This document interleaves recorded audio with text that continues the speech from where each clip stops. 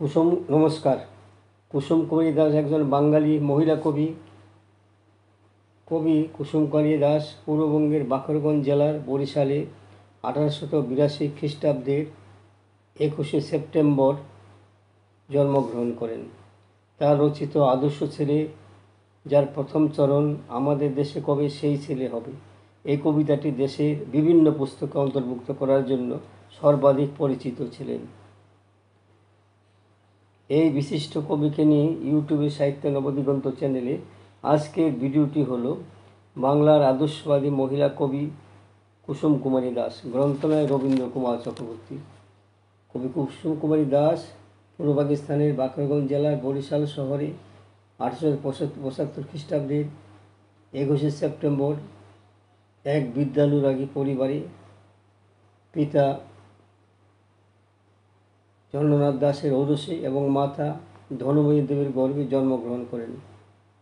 পিতা চন্দ্রনাথ ব্রাহ্মধর্ম গ্রহণ করার গ্রামবাসীদের সাথে অশান্তির জন্য পৈতৃক ভিটে ত্যাগ করে বরিশাল শহরে এসে বসবাস শুরু করেন।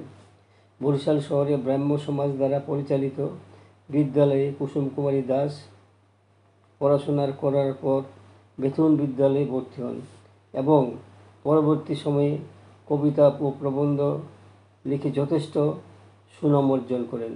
তার কবিতায় বারবার এসেছে ধর্ম, নীতিবোধ, দেশাত্মবোধ। কবিতা মুকুল তার প্রথম কাব্যগ্রন্থ। পৌরাণিক আখ্যায়িকা নামের একটি গদ্যগ্রন্থ তিনি রচনা করেন।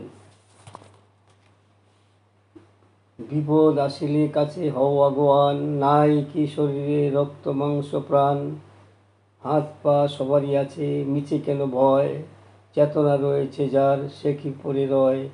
এমন তীব্র উত্তেজক প্রেরণা বাংলা কাব্যে আর কারো কাছে শৈশবকালে পেয়েছেন কিনা জানা নেই। এই জন্য মনুষ্যত্ব বিকাশের জন্য অতি শৈশব থেকে আদর্শের চাবুক মেরে মেরে প্রস্তুত করার পরিকল্পনার কথা বলে গেলেন কুসুম কুমারী। তার মানসিকতা বিশ্লেষণ গভীরভাবে সঞ্চারিত হয় মনুষ্য কবিতায়। এই কবিতায় তিনি লিখেছেন, একদিন লিখেছেন আদর্শ যে হবে, কথায় না বড় হয়ে কাজে বড় হবে। আজ লিখেছি বড় দুঃখ লয়ে প্রাণী, তোমরা মানুষ হবে কাহার কল্যাণে। মানুষ গড়িয়া ওঠে কোন উপাদানে, বাঙালি বুঝে কি তাহা এখনো জীবনে। ইয়া ছাড়াও তিনি আমাদের দেশ হবে সেই ছেলে কবে, কথায় না বড় হয়ে কাজে বড় হবে। হাসি বুকে বল, তেজে ভরা মন, মানুষ হইতে হইবে এই তার পণ। এই কবিতাটি লিখেও যথেষ্ট খ্যাতি অর্জন করেছিলেন।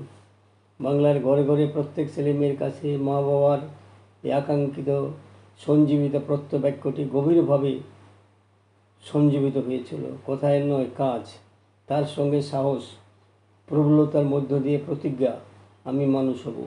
কবিতাটি কুসুম কুমারী দাসের মনের বাসনা পূর্ণ করেছিলেন তারই সন্তান কবি জীবনানন্দ দাস। এই যুগের বাংলা সাহিত্যের অন্যতম শ্রেষ্ঠ কবি। কথায় না বড় হয়ে কাজে বড় হয়েছিলেন তিনি। কবি কুসুম কুমারী দাস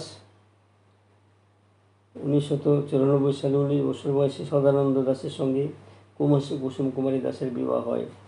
তার স্বামী ছিলেন ধার্মিক ও পণ্ডিত। স্বামীর জীবনধারা আর 10 জন সংসারের মতো ছিল না। স্বামী ত্যাগী ও ঋষি ভাবাপন্ন, সৎ জীবন ধারণের আদর্শ দ্বারা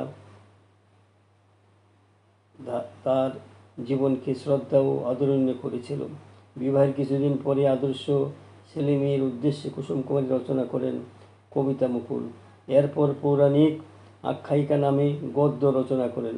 কুসুম কুমারী প্রবাসী, ব্রহ্মবাদী, মুকুল প্রভৃতি মাসিক পত্রে নিয়মিত লিখতেন। সবার অলক্ষ্যে কুসুম কুমারী বাংলা সাহিত্যের জগতে আদরণীয় হয়ে ওঠেন।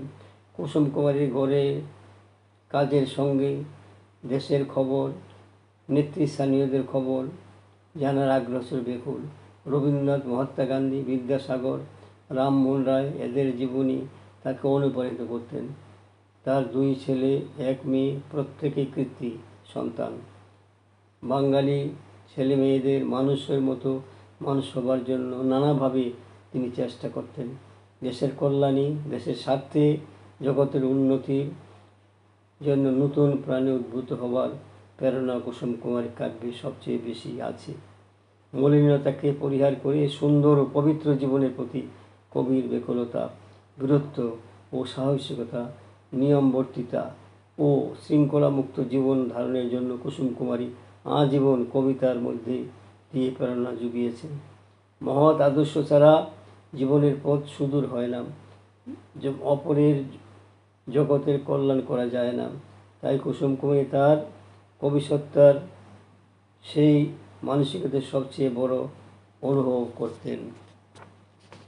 কুসুম কুমারী দাসের খোকার বিড়াল ছানা, পাখির ছানাচুরি, দাদার চিঠি প্রভৃতি শিশুদের উপযোগী ভালো ভালো আদর্শব্যঞ্জক কবিতা রচনা করেছেন তিনি। তার বই কবিতা মুকুল 1896 সালে প্রকাশিত হয়।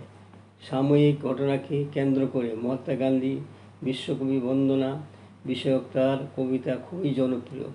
কুসুম কুমারী ব্যক্তিগত জীবনে ভগবত বিশ্বাসী, ধর্মানুশীলা ছিলেন।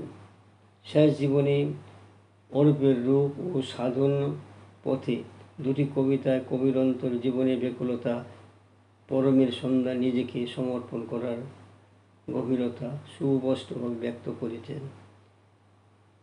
তিনি লিখেছেন, এক বিন্দু অমৃতের লাগি কি আকুল পিপাসিত হিয়া, এক বিন্দু শান্তর লাগিয়া কান্ত কর্মকান্ত, 2টি বাহু দিয়া কাজ করে যায় অন্তরে দুরন্ত সাধনা। আমার সংক্ষিপ্ত ভিডিওখানি এখানে শেষ হলো।